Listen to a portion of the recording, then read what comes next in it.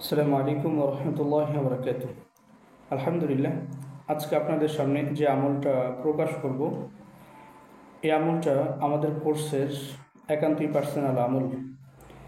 আশা করছি এই আমলটা আপনাদের অনেক অনেক উপকারে আসবে। আর এই আমলটা প্রত্যেকটা মানুষের জানা খুবই খুবই জরুরি। এই জন্যই মূলত এই আমলটা শেয়ার করে দিচ্ছি আপনাদের মাঝে। যদিও আমলটা শেয়ার করার মতো না, এটা আমাদের ক্লাসের আমল, তবু আপনাদেরকে এই আমলটা দেয়া গুরুত্ব মনে করি আমি। আশা করছি এই আমলের মাধ্যমে প্রত্যেকটা ব্যক্তি উপকৃত হতে পারবেন ইনশাআল্লাহ। শুধু মুদাব্বিরগণ নয়, প্রত্যেকটা ব্যক্তি এই আমলটি জানা অতীব জরুরি। আমরা দেখছি বিভিন্ন রোগী তারা তাদের বাড়িতে স্বাভাবিকভাবে কিছু তাবিজ টাবিজ পাওয়ার কারণে এগুলো হাত দিয়ে ধরে, ঠিক আছে। এরপর থেকে এই ধরার পর থেকে তারা আস্তে আস্তে কী করে জিন ও জাদুতে আক্রান্ত হয়ে পড়ে, ঠিক আছে। কিছু কিছু চালানি তাবিজ আছে এরকম, ওগুলার সিস্টেমই হইল যে কোনো মানুষের শরীরে ছোঁয়ানো তাবিজ, ঠিক আছে। যে ওই তাবিজটা যে যে ধরবে তার উপরে চালান হয়ে যাবে, অথবা সে জাদুগ্রস্ত হয়ে পড়বে। এই জন্য এটাকে কৌশল করে কি করা হয়, এটাকে কৌশল করে লিখে তারপরে আপনাদের বাড়ি ঘরে ফেলে রাখা হয়। তো তার কাজ এই পর্যন্তই, ফেলে রাখা পর্যন্ত। বাট আপনি যদি এটাকে সরাসরি হাত দিয়ে ধরেন তাহলে আপনি হয়তো জাদুতে আক্রান্ত হবেন, অথবা চালান জিন আক্রান্ত হবেন। একের পর এক এক জিন আপনার শরীরে আসতে থাকবে, ঠিক আছে। তো এই বিষয়গুলো থেকে আপনারা কিভাবে বাঁচবেন, কোন আমলের মাধ্যমে এই জিনিসগুলোকে ধ্বংস করবেন, এই বিষয়টা নিয়ে আমরা আলোচনা করব ইনশাআল্লাহ।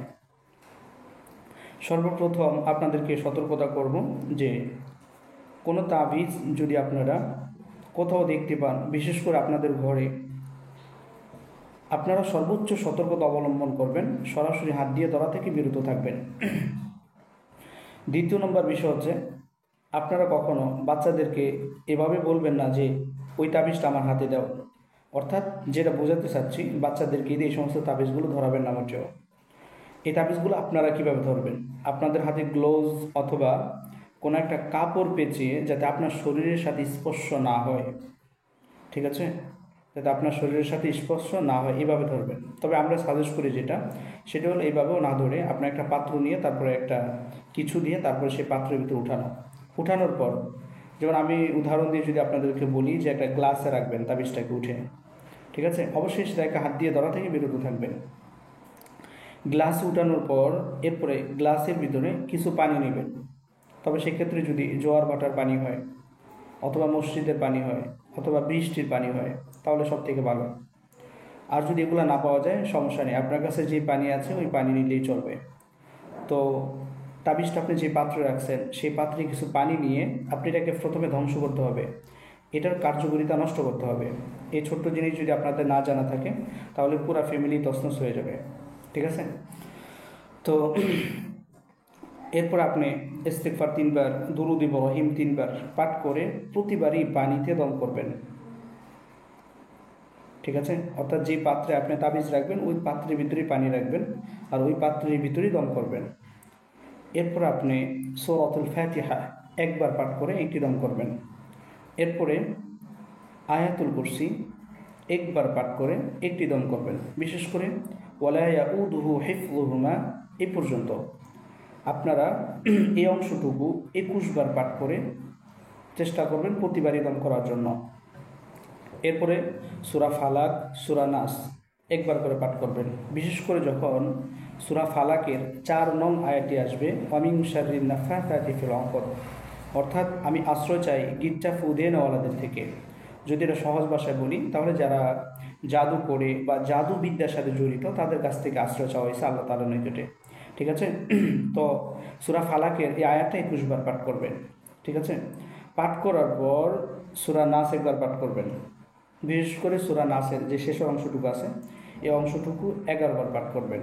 যখন সব কিছু করা হবে তখন শেষ মুহূর্তে আপনারা সূরা ইউনূসের 81 এবং 82 নং আয়াত, যে আয়াতটাকে আমরা জাদু ধ্বংস করার ক্ষেত্রে প্রয়োগ করে থাকি, এটাকে আপনারা মোটামুটি 21 বার পাঠ করবেন সর্বনিম্ন। তো এটাকে 21 বার পাঠ করার পর এরপর আপনাদের কাজ শেষ। এরপর আপনারা কি করবেন? এরপরে আপনারা এই তাবিজটাকে হাতে না ধরে এই পাত্রে রাখা অবস্থায় আপনারা চেষ্টা করবেন দূরবর্তী কোথাও ফেলে দেওয়ার জন্য। যেমন যে জায়গাগুলোতে ফালাইতে পারেন, হয়তো নদীতে অথবা বড় ধরনের একটা কূপে ফালাই দেবেন, ঠিক আছে? এটা হলো যদি তাবিজ আকারে থাকে একটা বিষয়।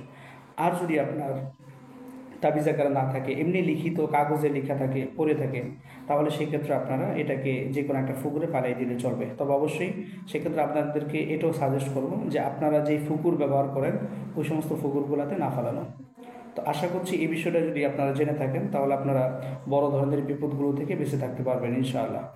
কারণ এই ছোট্ট বিষয়টার কারণে দেখা যায় পরিবার এমনভাবে জাদুগ্রস্ত হয়, এমনভাবে চালানে আক্রান্ত হয়, জাদুতে আক্রান্ত হয়, যাদের শরীরে একের পর এক জিন ঢুকতে থাকে, ঠিক আছে? তো এইভাবে মূলত তান্ত্রিকরা চালানো করে থাকে। এই জন্য এই বিষয়গুলো থেকে আপনারা সর্বোচ্চ সতর্কতা অবলম্বন করবেন। তো যাই হোক, আসলে আমলটা আপনাদের খুব প্রয়োজন হবে মনে করি মূলত আমলটা আপনাদেরকে দিয়ে দিচ্ছি। তো এই রিলেটেড যে আমলগুলো আছে আমাদের পর্যাপ্ত পরিমাণ আমল শেখানো হয় আমাদের কোর্সে অর্জন। তো যারা ভর্তি হতে আগ্রহী, যারা চিন্তা ভাবনা করছেন যে একজন প্রফেশনালি মোদাব্বির হবেন, এমনভাবে মোদাব্বির হবেন যাতে আপনার আর দ্বিতীয়বার কারো কাছে যাওয়া না লাগে। এক কোর্সের ভিতরে জিন, জাদু, বন্দিশ ও রজাত, হ্যাঁ, বিশেষ করে আপনার স্বামী স্ত্রীর মিল মোহাব্বত, অবৈধ সম্পর্ক ভঙ্গন, রুহানিয়াত, হাজিরাত, যদি এরকম নিয়ম থাকে যে এক কোর্স করি আপনি প্রফেশনালিভাবে কাজ করবেন, তাহলে আমাদের কোর্সটা আপনাদের জন্য উন্মুক্ত আছে।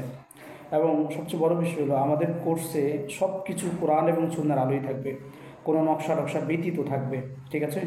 তো একজন প্রফেশনালি মোদাব্বির হতে একদম শুরু থেকে শেষ পর্যন্ত দক্ষ একজন মোদাব্বির হওয়ার জন্য কোরআন এবং সুন্নাহর আলোকে মোদাব্বির হওয়ার জন্য আমাদের সাথে যোগাযোগ করতে পারেন।